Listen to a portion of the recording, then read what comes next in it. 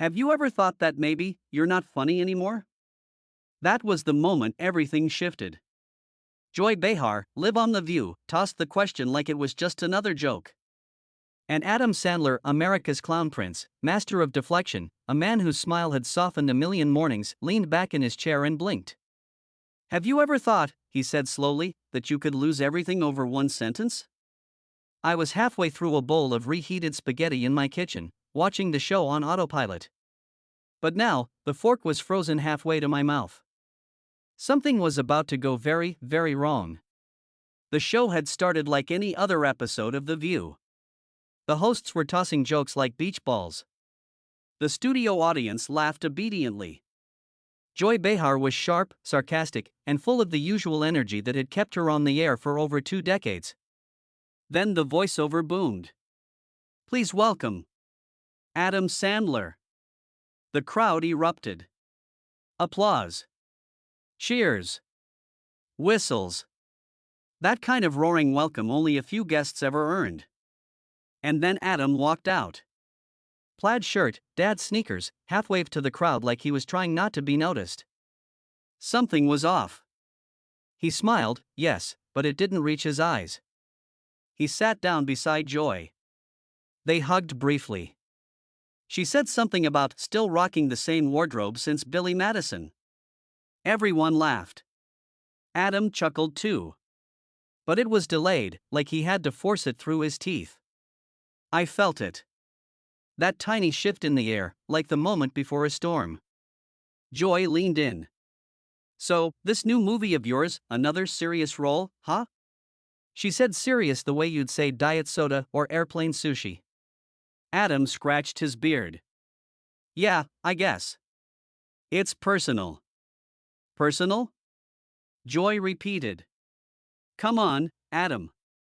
You know what people want. They want to laugh. They want you, not some guy whispering about grief under a rain cloud. The studio laughed. But Adam didn't. He looked down at the coffee in front of him.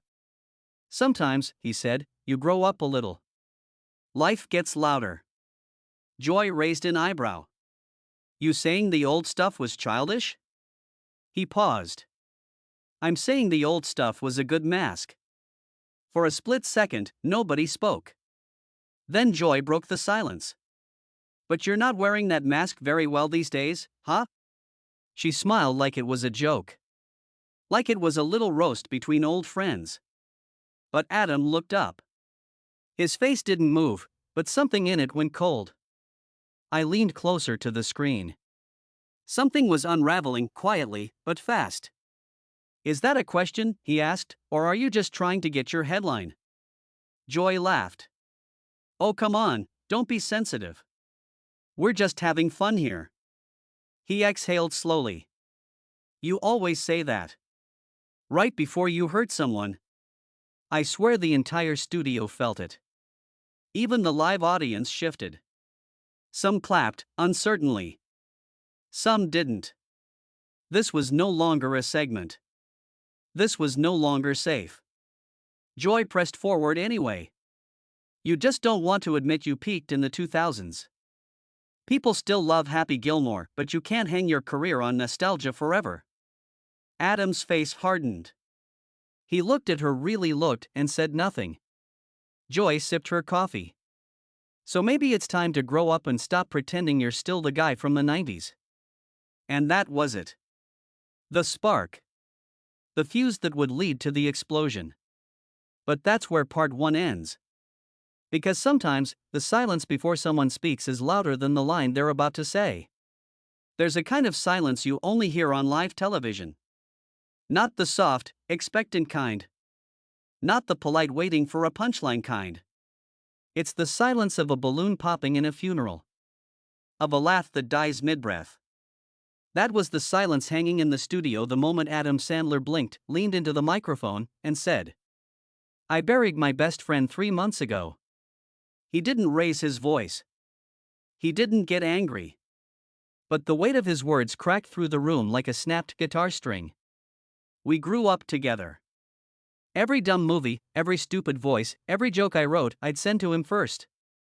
He'd call me the same night. He'd be laughing before I even picked up. And now, he's gone. Joy Behar didn't say a word. The coffee cup in her hand stayed perfectly still, but her smile had vanished. I didn't come here to fight. I came here because I thought maybe, just maybe, this would feel good. Like old times. You'd laugh, I'd laugh. Maybe people would feel something again. But he looked around the room, past the cameras, past the stage lights, like he was searching for something behind them. You turned it into a bit. Like I'm a washed-up joke machine that forgot how to be human. He paused. Then, in a voice so soft I almost missed it. But you know what? Maybe you're the one still stuck in the 90s, Joy. Still mistaking cruelty for comedy. Joy shifted. Not much. Just a breath. But it was the first time in the entire segment she looked unsure. The studio audience silent. Not a single cough. Not a rustle of jackets. No laughter. Just the weight of a man's grief, sitting between two people who had forgotten this wasn't a movie. Adam stood up. No dramatic flourish. No stomp or shout. He pushed his chair back gently and adjusted the mic clip to his shirt. I'll let you finish the show. He gave a small nod, not to Joy, not to the cameras, but to someone only he could see. Maybe that friend. Maybe himself. Then he turned and walked off set. Not rushed. Not defeated. Just done. The camera panned back to the hosts. Joy tried to recover. Well, that was unexpected. She smiled awkwardly. Guess we struck a nerve. No one laughed. Even the producers must have felt the tension. They cut to commercial faster than you can say live disaster. By the time the segment hit YouTube, it had already been clipped, captioned, and dissected. Adam Sandler storms off The View. Joy Behar destroys Adam Sandler, but was it too far? Grief isn't funny, Sandler's heartbreaking confession. People took sides. Some called Adam dramatic. Others said Joy finally got what was coming. But under all that noise, the part no one could deny was this. He had told the truth. And it was too raw, too real, too human for daytime TV to hold. Personal reflection, what the moment taught me. That night, I rewatched the clip. Not for the drama. Not for the headlines. But for that 5-second pause right before he spoke. Because in that breath, I saw it all. The grief. The effort to stay composed. The question, do I just laugh this off? Or do I finally let them see what's underneath? He chose the second option. And in doing so, he didn't just break the fourth wall, he tore down the whole stage. I thought I tuned into The View for background noise while heating up lunch. Instead, I watched a man undress his pain in front of millions and walk away without needing applause. That moment stayed with me. It still does. The next morning, I texted an old friend I hadn't spoken to in years. Not to catch up. Not to explain anything. Just to say, hey. You were always the first person I sent the joke to. Some people will remember the day as a PR disaster. Others will call it an overreaction. A celebrity tantrum. But I remember it as the day when Adam Sandler, comedian, clown, caricature, finally told a joke no one saw coming. And it wasn't funny. It was honest. It's been a week since the episode aired. The headlines have faded. The algorithm moved on.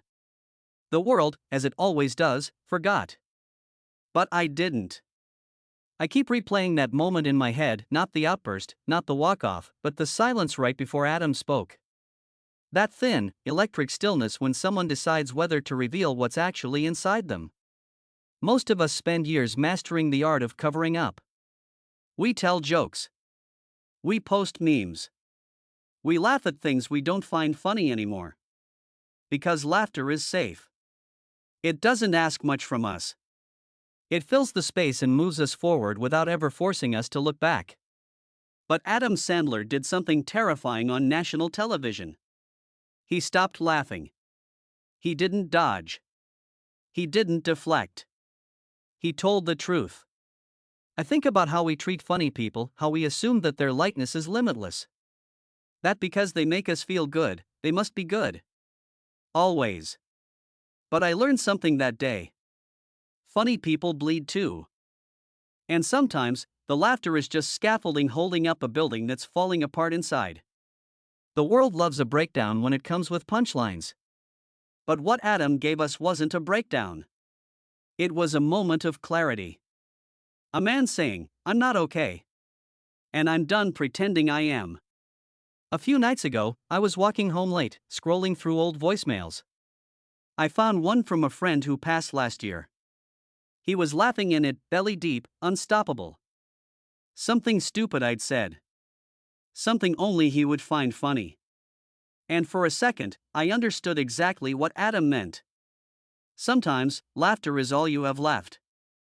I don't know if Adam Sandler will ever go back to The View. I don't know if Joy Behar ever reached out to him. I don't know if the audience truly understood what they witnessed that day. But I do know this. Since that broadcast, I've been slower to joke, quicker to listen, and a lot more careful with the people who make me laugh. Because now I understand. Behind every well-timed punchline might be someone holding back a punch to the heart.